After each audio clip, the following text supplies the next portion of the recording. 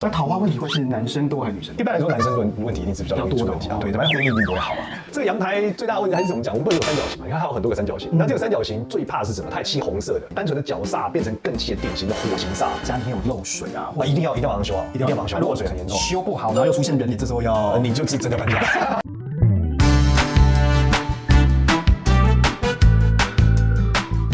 请记得订阅我们的频道及开启小铃铛，以及打开下方的细细字幕哦。老师好，哎，终于见面了。都在线上合体之后，没错，现在终于能够跟你合体。自从有跟你合作之后，就是所有的 Facebook、IG 什么，全部都是你。老师啊，就是其实我们今天是我们第一次走进别人家，对，实体来看，然后呢，这是一个女屋主啊，她最近先离了婚，不小心她又开始怎么在过年前突然间脚骨折、骨裂，然后还很担心自己是不是有什么癌症之类的。是。但是她在这个过程当中，她一直想说家里面是不是风水上有一些要注意或要调整的地方。好，于是她就信件寄给我们。OK， 我们来帮我们看一下，就直接把老师带来了。好，没问题。到底有没有什么东西是需要注意，或者是他应该要透过什么方式来改善的？其实蛮多的。我刚一进来就觉得，就是有各种问题，可能是感情的问题啊。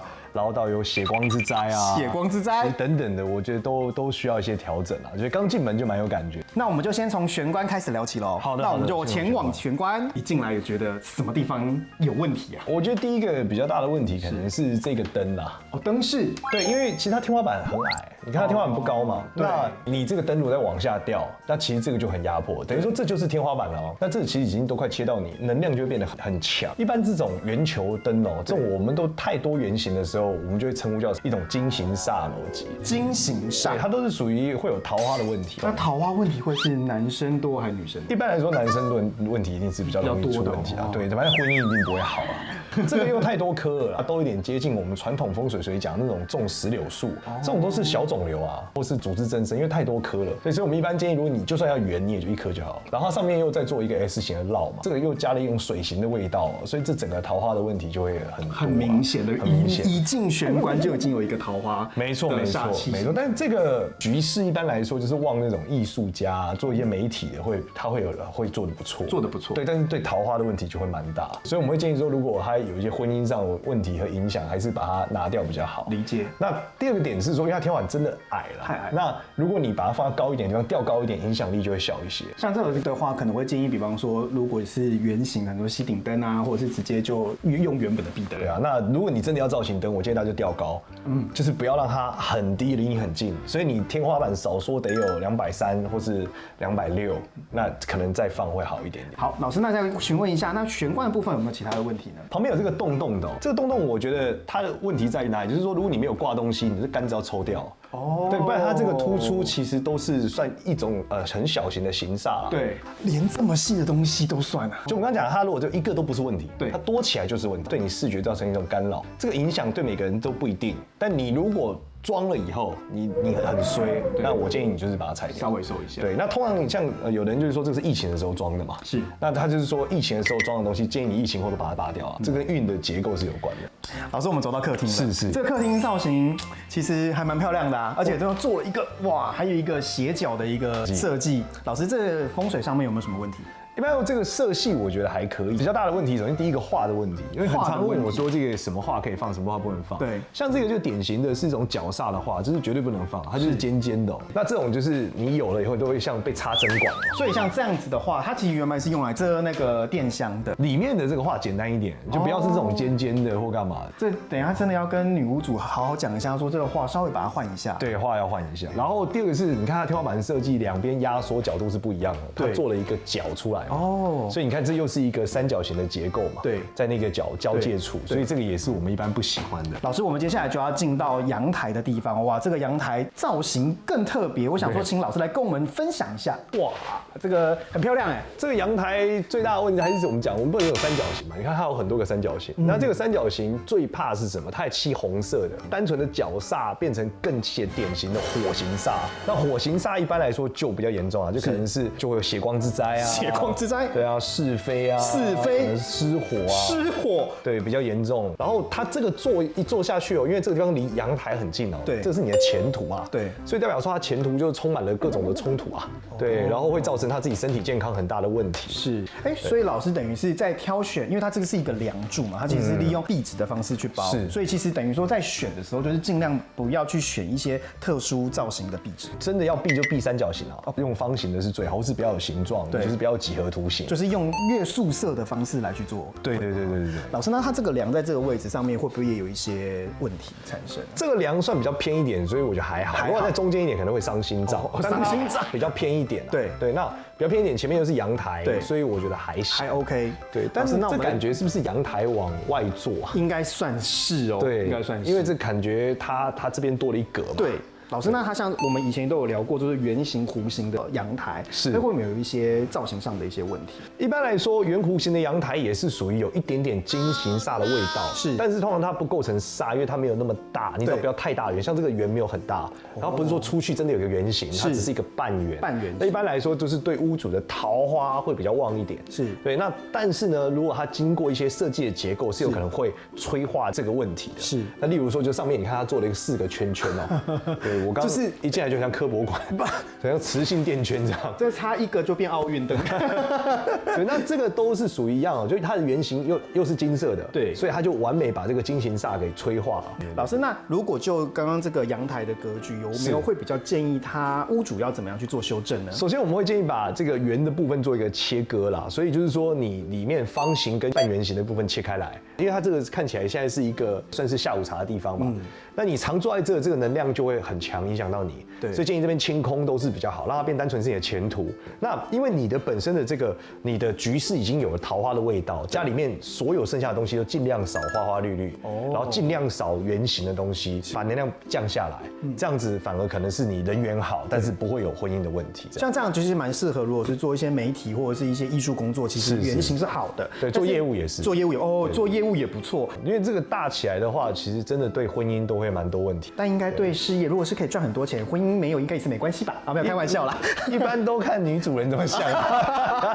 那接下来呢，我们就先往餐厅前进。老师，我们前进餐厅了。是，餐厅有没有什么就是需要注意的地方？其实它一样啊，它的构造都是圆形为主体啊。你看它这边挖一个圆的洞，然后上面它的灯上面做了一个圆，灯座也是圆的，然后这边再做一个圆，对，然后里面灯柱都是一个圆形的结构。那这都属于我们讲嘛，就是整个都是跟金型煞比较有关。对，因为它多起来的时候就是个问题。是，那再来就是你看嘛，它桌上也很花。然后圆桌，所以它整个结构你看一整个下来都是跟桃花有关，也就是风水上讲的就是平衡，而且越少越好。是，就你太多的时候，它就呈现了一种会容易失控啊，所以还是对婚姻上面比较不好。所以在这个情况下，可能比方说灯具可能是需要更换，对，而且它太低了，太低，另外点是太低，它低到这个我应该都会撞到了。对，这个都太低，这就是构成一个压迫了。除非这个家里面住的都是哈比，才这样个高度才会有感觉，对不对？对，它也得哈到一个程度，那有点太哈了，太哈。对，这个真的很低啊。对，老师，那我在这个格局有没有看到这边有一面大面的镜子？是，镜子的特色是反射。对，所以你所有的乱啊，所有的煞气或所有的变化都会加倍。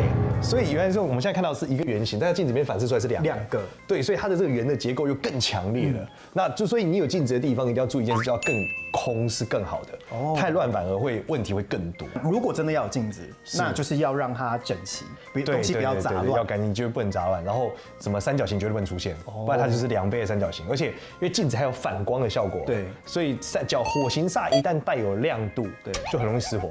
因为它就真的像火啊，对，它就有火光嘛，对，那这个就要很注意。镜子本身就是等于就是有加倍能量的一个效果，没错，但它通常是负面的，没有加正面的。哦，真的假的？对，上面这个也要注意啊，它这边有一个水痕哦。哦，这种，如果你回家了之后经过一些被奇怪的东西跟着，其实很多时候跟水痕都有关哦。然后这个水痕算是比较小的，它如果大片到就是一个大概手掌大，可以是人脸大小的时候，对，有的时候会出现一张人脸哦，很恐怖哦。是，他们就说这个一般来说这种我们所谓的好兄弟或比较阴的东西。都喜欢在水边，对，或者比较潮湿的地方，对，所以这个是比较注意的。老师，那如果是这样，怎么家里面有漏水啊？一定要马上修好，一定要马上修好。漏水很严重，修不好，然后又出现人脸，这时候要你就是真的要搬家，赶快搬家，要不然你就要跟他好好相处啊，还可以好好相处，这室友嘛。老师，我们走进厨房啊，是每次风水我们都会讲厨房特别重要啊。老师，那这个厨房本身有没有什么一些问题，或是你有看到一些需要改善的地方呢？那好的地方就是它冰箱藏得蛮好的，冰箱它其实这个厨房这边是阳台，那边是窗，对，它很容易就穿了，但它放的位置刚刚好，刚刚好。但是呢，它因为这个窗哦就是很大，对，所以这个窗的话，窗对照是最大的问题，就容易漏财。对，然后它窗外又有你看这是枯掉的植物，对，这个都很影响财运哦，财运。对，然后而且它是后阳台哦，所以是一些就是不为人知的烂桃花啊，不为人知的烂桃花。对对对，就要注意这个地方，因为它都枯掉了，对，就不好。所以呢，我们建议他要改善，第一个把这个植物清掉了，第二个东西就是它至少这个窗对照的这个窗要封起来，这样就能改善这个窗对照的问题，要不然它直接正对问题还是比较大。其实一般来说，窗对照都是一种财漏白的逻辑，跟那个财库就冰箱对窗都是一样的，就是你财漏白不是好事啊。但如果假设什么，如果假设你是一般的政府官员，对，你是清官，你财都是公开的，那自然就没有太大的问题啊。是，老师，我们前进到后阳台了。是，我老师，我发现到它很特别，它这边有一格，然后后面又多一间，可以跟观众朋友稍微解释一下吗？其实这种格局看起来是这个当初房子盖的时候，他想多一个独立空间，让大家可以使用。对。但是呢，这个屋主看起来做法是他直接把它变成阳台的一起当阳台使用。对，那这个方法其实非常对，非常对，阳台越大越好。对，所以后阳台代表什么？后阳台其实代表说你的这个副业跟你在发展一些个人事项，例如说像我们要上班是正业嘛，那你个人可能有些理财投资，或者跟朋友合伙，对，其实跟后阳台都很有关。是，那他把后阳台变大，代表说他就会多一些机会。对事业会比较更有帮助。公领域看完了，我们就要前进私领域。老实说，私领域是非常精彩的地方。观众朋友，跟我们一起去看他的卧房吧。这个卧室蛮特别，第一个不大哎，这个卧室看起来不大哎。老师没有，其实这个是走进去之后有没有？这边其实才是真正的哦，它里面有一个所以这是一个房中房。房中房，我们以前有提过的房中房，真实看到了，老师真实看到这个蛮震撼的，要不要？因为这个很大哎，这个房中房不是小房，这都是一般人的房间的大小啊。根据屋主表示，他原本这边是要当一个工作空间，然后再进去主卧，但因为现在就是做成客房，对。哇哦，这样会形成房中房的？会啊，这个很典型就是二房啊，就是大房二房，所以这个一定在婚姻上会出很大的问题。而且它上面有趣的是，它上面做了一个手里剑的结构，是一个忍者的结构，这都是尖的啊，所以等于角形，这个都是角煞，对，其实是一个就是蛮不吉利的一个设计啦。是，然后但我觉得比较震撼还是这个房中房的设计太大了，对，这不是一个好事啊。希望卧室还是切开来，所以装潢的时候建议还是把这个房间隔出一个走道，对，让这边进卧室，这边进这一间，等于说在这个地方把它隔挡起来，对，一个走道，你就是把它挡完变成一个走道。直接走进去，这个不然这个真的会蛮大的问题。老师，那我好奇问一下，说如果今天是主卧，他把它当成书房，跟他把它当成另外一个客房，这两个意义上会有不同吗？我就不管书房或客房都不能是一个通道走进去啦。建议都是把它拆开来是比较好。卧室就还是卧室就好，管它是用什么。对，就不是好事。没错，而且这个比较奇怪，是因为它是先进小房再进大房。那这样子会？一般来说，进卧室是先进卧室以后才对，你可能再去衣帽间，再去其他地方嘛。对。但它这个变成说它是2道关口，这个就是真的是二房逻辑。有一些设计它可能会是我想先进到衣帽间，然后再进到主卧去睡觉。对，那如果是这个样子，也会形成你刚刚说，我们都不建议这样做。这代表什么？代表说你的衣服比你人重要因为卧室是核心嘛，对不对？那如果你前面是书房，代表说你的另外一个可能先输在你前面，输在你前面，这就不是好事。对啊，就不是在你输在起跑点。对，或是说他更爱看书不爱你那这都不是好事情啊。了解所以就是还是建议屋主稍微调整一下。老师，这玻璃裂掉了。不可以有破玻璃，这不能破玻璃，这要破镜啊，要破镜，容易伤手脚伤手脚。记得我们有一集讲过吗？对，门斑驳伤手脚。难怪他这一阵子就是因为骨裂的关系，对，就脚椎，你看都裂掉了，对不对？明显的裂开，镜子都裂掉了，立刻要换新。这个门，这个一定要换新，要换新。其他这个床目前的摆法也是比较不对啦，因为它这个摆法是头有点在窗前面嘛，然后头也不靠墙，对，所以这个有点是睡在中间呐，这个都不是好事情。那老师会建议他这样床位应该要怎么睡会比较好？好，因为它这个窗比较多面啦，所以我们要量的地方比较多。首先它这边就是有一个南窗嘛，然后这边有一个西窗嘛，然后我们背后有一个西南窗，是对。那我们通常会定位他睡觉的方向去做这个纳气的设计嘛，所以我们就先把罗盘已经做好了，是，然后我们就会放在假设他床要转过来，对，那床头后面有墙的时候站在这里，因为他转过来的时候大概是睡那个位置，我们就把它定位好。所以在下元9院的时候，几个方位是比较好的，就是西北、东北，然后南跟西是比较好。那以这个逻辑里面，就是你这4个方位好的方位，你拿到的气越多，你会越强。是。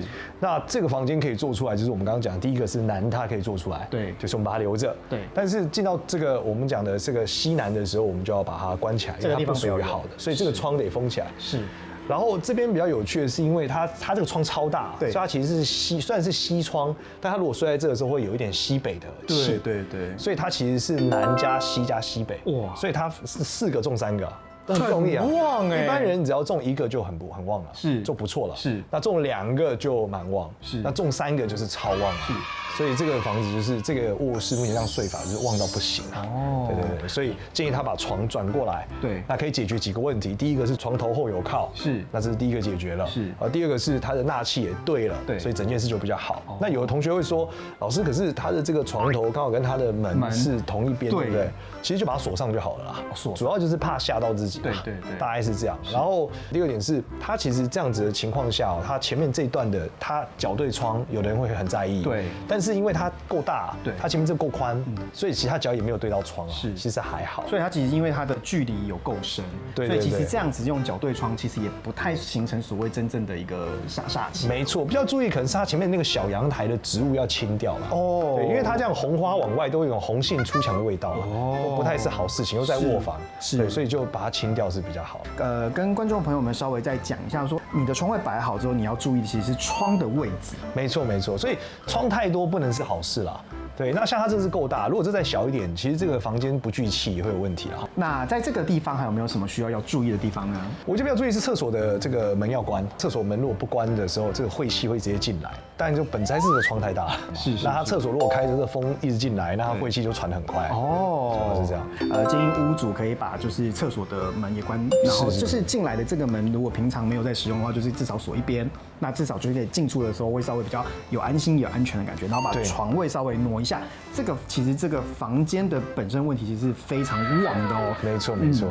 节目的最后呢，请老师帮我们在这个屋子里面稍微帮我们做一下总结。第一个就是避免火形煞，火形煞问题是最直接的，就不要用三角形的东西，然后更不能发光，更不能是红色的，这个就会很严重。那第二个东西就是说，如果圆形的东西也不要太多，就你有一个圆很好，但如果你有超过3个到5个以上的圆形的时候，就要注意。